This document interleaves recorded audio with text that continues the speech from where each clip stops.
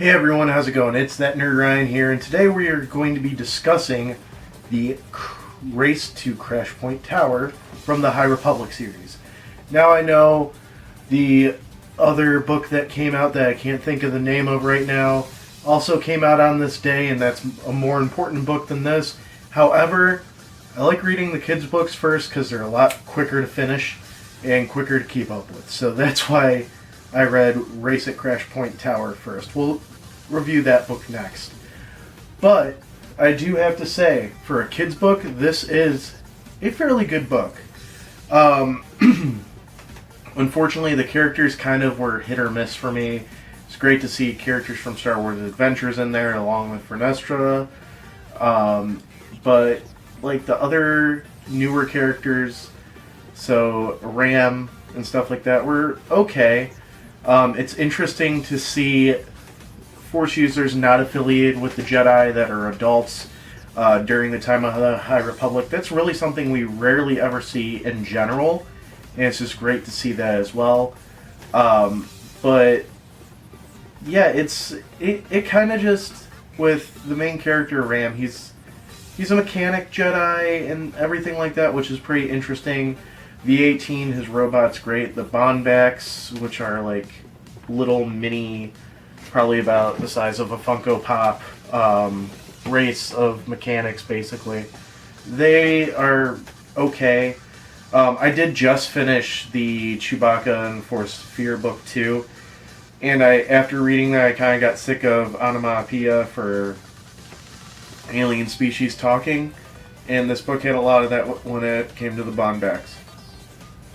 Now, let's talk about the positives, or, well, some other stuff. There is a twist at the end, not really a twist, but it's a mild spoiler, is that Ram does get the Drengir, which are one of the two major villains during the High Republic time, to work with them against the Nile, albeit, like, very short, which is fine because, basically, for those of you who don't know what the Drengir are, they are a plant-based species that only care about eating human or other species that they call meat, and they're highly tied to the dark side, while the Nile are just nihilistic pirates and raiders that attack at will and are able to go through hyperspace in very strange means. So the Nile and the Drengir were supposed to team up and take out Crashpoint Tower, which is a comms tower, but Ram convinces the Drengir to work with them, and they actually do leave peacefully, for now, away from the planet Valo that they are on. Which I thought that was really cool to kind of see a mindless enemy actually join, albeit for a short time, and it showed like they kind of do have some sort of mentality and some sort of respect for when somebody's able to convince them.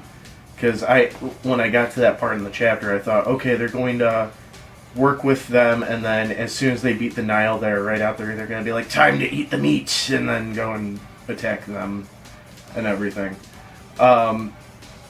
I feel like this book probably connects to the next book we're reviewing very well.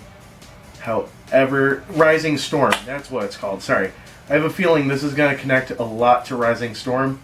However, this feels like a side mission, in all honesty. This just kind of feels like a little side story over the big arcing story. So kind of like, this feels like Solo for people who only watch the Star Wars movies, where it's like you can kind of understand what's going on if you don't read it, but if you do read it, it's a little extra information and stuff like that.